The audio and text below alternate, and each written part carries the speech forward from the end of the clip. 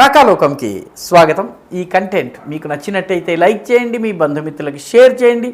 ఇప్పటివరకు సబ్స్క్రైబ్ చేసుకోకపోతే సబ్స్క్రైబ్ బటన్ని నొక్కండి. అదేవిధంగా పక్కనే ఉండేటువంటి బెల్ ఐకాన్ని కూడా తప్పనిసరిగా నొక్కండి. మిత్రులారా, దేశం యొక్క రాజ్యాంగం సంక్షోభంలో ఉంది, ప్రమాదంలో ఉంది, దాని ఉనికి మనుగడ ప్రమాదంలో ఉంది. భారతీయ జనతా పార్టీ రాజ్యాంగాన్ని మార్చేయబోతోంది అని చెప్పి ఒక హోరు ప్రచారం చేసినటువంటి రాహుల్ గాంధీ అదే గేమ్ యొక్క రెండవ స్టెప్ని పార్లమెంట్లో కూడాను చేసేందుకు ప్రయత్నించారు. పార్లమెంట్లో కూడాను కాంగ్రెస్ పార్టీకి చెందినటువంటి సభ్యులందరూ కూడాను ప్రమాణ స్వీకారం సమయంలో రాజ్యాంగపు ప్రతిని చేత్తో పట్టుకుని జై Samvidhan, protect the constitution, save the constitution అని నినాదాలు చేశారు. డ్రామా వరకు చాలా బాగుంది. రాజ్యాంగపు పుస్తకాన్ని పట్టుకుని జిందాబాదులు కొట్టడం బాగుంది. అయితే ప్రధానమంత్రి నరేంద్ర మోదీ కేవలము 2 స్టెప్స్లో కాంగ్రెస్ పార్టీ యొక్క ఎత్తుగడల్ని, విపక్షాల ఎత్తుగడల్ని, ఇండి కూటమి ఎత్తుగడల్ని చిత్తు చేసేశారు. మొట్టమొదటిది, తమకేదో బలం పెరిగింది, బీజేపీ ఏదో బలహీనమైపోయింది, బీజేపీకి సొంత మెజారిటీ రాలేదు కాబట్టి బీజేపీ బలహీనమైన ప్రభుత్వం అని చూపించాలనుకున్నటువంటి రాహుల్ గాంధీ ప్రయత్నాన్ని ఒక్క ఎత్తుగడతో దెబ్బతీశారు. ఆ తరువాత రాజ్యాంగం ఏదో ప్రమాదంలో ఉంది అని చెప్పి కాంగ్రెస్ పార్టీ చేస్తున్న ప్రచారాన్ని 2వ ఎత్తుగడతో దెబ్బతీశారు. మొట్టమొదటిది స్పీకర్ ఎన్నిక, డిప్యూటీ స్పీకర్ ఎన్నిక. కాంగ్రెస్ పార్టీ స్పీకర్ ఎన్నికను పెద్ద యుద్ధంగా, పోరాటంగా చూపించే ప్రయత్నంలో భాగంగా కేఎస్ సురేష్ అనేటటువంటి కేరళకు చెందినటువంటి ఎంపీని అభ్యర్థిగా తీసుకొచ్చి ఈయన మా అభ్యర్థి అని రంగంలోకి దింపింది. పెద్ద ఎత్తున పోటీ జరుగుతుంది, హోరాహోరీగా ఓట్లు పడతాయి. బీజేపీ ప్రతిపాదించే అభ్యర్థిని ముచ్చెమటలు పట్టిద్దామని చెప్పి భావించినట్టున్నారు. కానీ వాళ్ళకి త్వరలోనే అర్థమైపోయింది ఏంటంటే నంబర్స్ వాళ్ళకి అనుకూలంగా లేవు. బీజేపీకి ఇప్పుడు 300 దాటి మొత్తము ఎన్డీఏ కూటమి సభ్యులందరూ ఉండేటప్పటికీ స్పీకర్ ఎన్నిక నల్లేరు మీద నడక అన్నది అర్థమైపోయింది. రెండవది, డిప్యూటీ స్పీకర్ మీరు మాకు ఇచ్చినట్లయితే మేము స్పీకర్ మీకు వదిలేస్తామని చాలా ఉదారంగా కాంగ్రెస్ పార్టీ ప్రచారం చేసింది, ఒక ప్రతిపాదనను పంపించింది. పైగాను ఈ రకమైనటువంటి ఒక ట్రెడిషన్, పరంపర, కన్వెన్షన్ ఉంది కాబట్టి మీరు మాకు ఇచ్చి తీరాలి అంది. చరిత్ర గనక చూస్తే సుప్రసిద్ధ, అందరికన్నా గొప్ప ప్రజాస్వామికవాదిగా పేరు పొందినటువంటి జవహర్లాల్ నెహ్రూ కానీ, ఘనత వహించిన ఆయన కుమార్తె ఇందిరాగాంధీ కానీ, ఆ తరువాత వచ్చినటువంటి ప్రగతికాముక నాయకుడైనటువంటి రాజీవ్ గాంధీ కానీ వీళ్ళ ముగ్గురులో ఎవ్వరూ డిప్యూటీ స్పీకర్ పదవిని విపక్షాలకు ఇవ్వలేదు.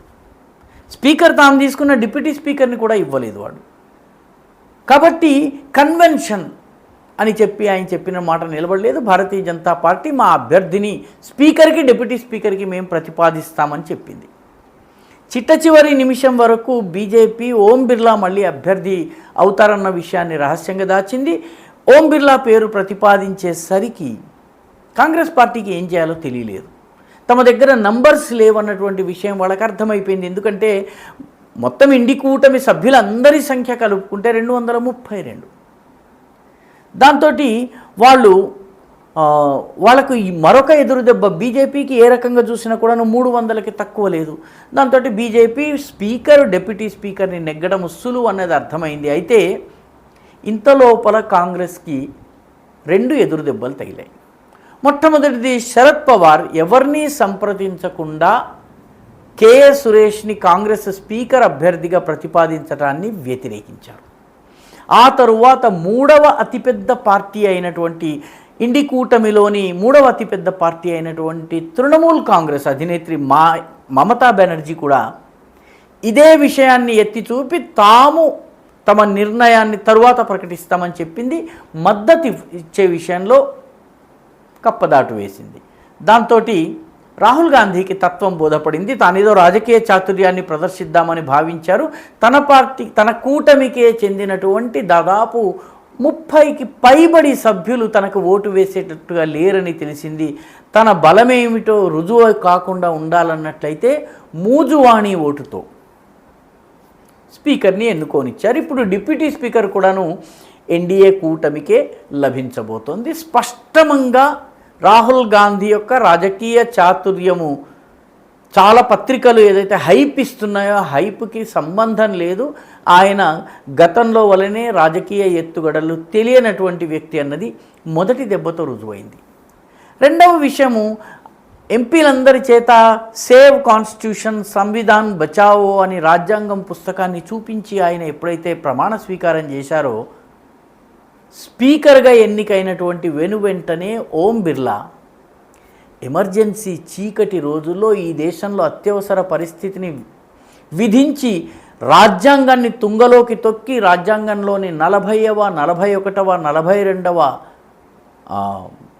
సవరణల్ని తీసుకొచ్చి పూర్తిగా రాజ్యాంగాన్ని మటుమాయం చేసినటువంటి ఇందిరాగాంధీ నాటి చీకటి యుగాన్ని గుర్తు చేస్తూ, దానిని విమర్శిస్తూ, దానిని అభిశంసిస్తూ, ఆ ఎమర్జెన్సీ అత్యాచారాల్లో జైలుకెళ్ళిన వాళ్ళ పట్ల సానుభూతిని ప్రకటిస్తూ, అదేవిధంగా ఈ ఎమర్జెన్సీలో ఇందిరాగాంధీ యొక్క క్రూర చర్యలకి చనిపోయిన వాళ్లకు శ్రద్ధాంజలి ఘటిస్తూ ఆయన ఒక తీర్మానాన్ని ప్రవేశపెట్టారు.